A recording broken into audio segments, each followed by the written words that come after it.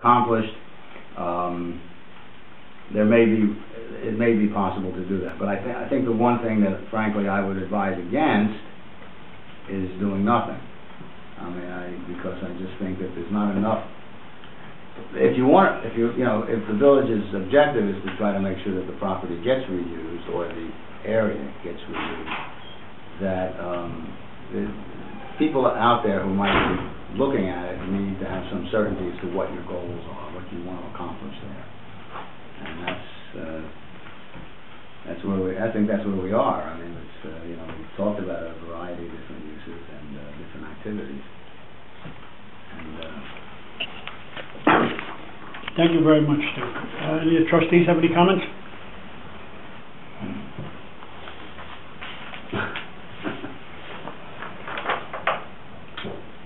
Well, number one, I think that in doing nothing, Everybody signed a few minutes ago. Hey, do a copy. I'm concerned that that doesn't help the applicant narrow down what they can apply for. And whatever anyone's particular position is on what belongs there, we presented, we come to a conclusion, we vote, is something that I believe in, simply because I think that the people who are looking to develop or would like to pursue developing that parcel need to know what the confines and dictates of the village zoning are going to be, number one. And if I have concerns about just leaving it, simply because unless someone is going to go through a major challenge against the funders of this, when I call them the group that is dictating the future of this parcel or presenting it to the village or selling it, the ones who are bargaining it, I'm concerned that if we do not do something and determine what direction we would like to go into or what way we want to direct the development of that parcel, that we're leaving ourselves open for not having taken enough action during a moratorium, which concerns me. That being said, I think the premise here for tonight is a good discussion about what we see or what we would like to peruse. And I think that one of the things that you said earlier on is that in truth what we're doing is opening the zoning. We're broadening the zoning, and we're looking to broaden the zoning into something that will be allowing that parcel to be developed and give the applicant an understanding of what we're looking for. Everyone's first dream, of course, would be that someone's going to come in, invest $1 gazillion, and there'll be a new hospital. Well, there are lots of reasons that that is not being permitted. My list that we came up with, and that's what you compiled this from, the discussions that took place at our meetings here on your general table of regs, is truly, I think, what we were talking about. We were looking for associative uses that were related to medical, and I think that's reflected here. I have a couple of questions that I'd like to bring to the table. Number one is the conditional use for hotels, because I had a concern there about the fact that we had determined, if I remember correctly, that the floating zone for hotels over in the IP district was allowing for one. And that being said, that was the hotel conference center use, which is defined differently than hotels. Well, then let's talk about it, because at least as I remember it. I think you're right. My concern, and I'm just bringing it to the table for conversation, is I have a lot of concerns. My first concern is that in our zeal, and this will be my redundant cry, in our zeal to find financing and money to support this village, which is absolutely necessary, that we not become overzealous and forget the premise upon which we made decisions and hopefully are going to continue to make decisions, which show that there needs to be a balance. I think that there are impacts from multiple hotels, and if that is a conditional use, on what conditions are we going to predicate its approval? I'm not determining what they are, I'm merely raising the question. Number two, on number 2 under conditional uses, private parochial specialty schools for the handicapped, emotionally disturbed, retarded, or preschooler. I'm not sure what that means when put into practical application. I know that we wanted uses that were supportive of medical, considering the pre-existing, uses that are over there and already established. My concern is that in keeping it that broad, I don't know what it really says.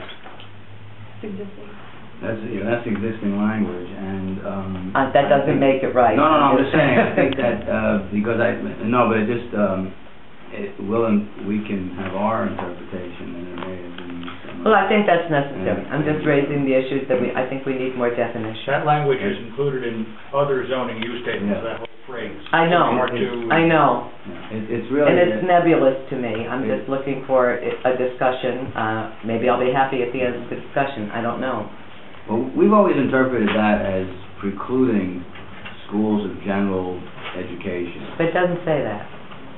Private, parochial, and specialty schools for handicapped, emotionally disturbed, retarded, and or preschooling. So therefore it must be for handicapped and emotionally disturbed and retarded? That's the way I've interpreted it. And that's also,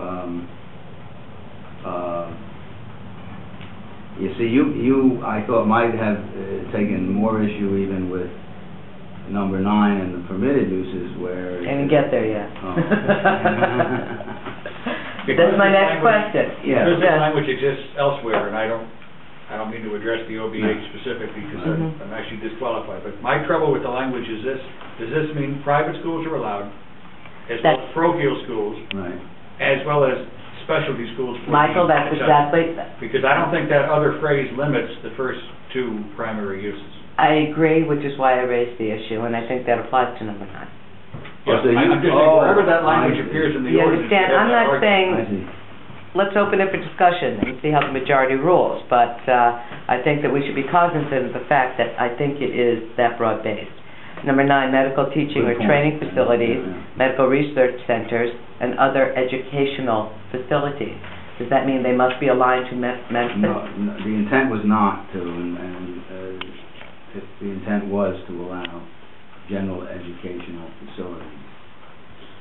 Yeah, I mean, if that's what's agreed. Not what's right, what's wrong. I'm just saying that that's the way I'm reading it. So. Yeah. But it's interesting, like I mean, you're right. I think it's a matter of grammar, that last phrase only limits specialty schools. So absolutely. That any private or any parochial school is allowed. Could be permitted. Yes. Now, if that's what the majority wants, fine, but I think that we should be cognizant of that. That's the way I interpret it as well. Good point. I mean, that's, at least 2 ways of reading it.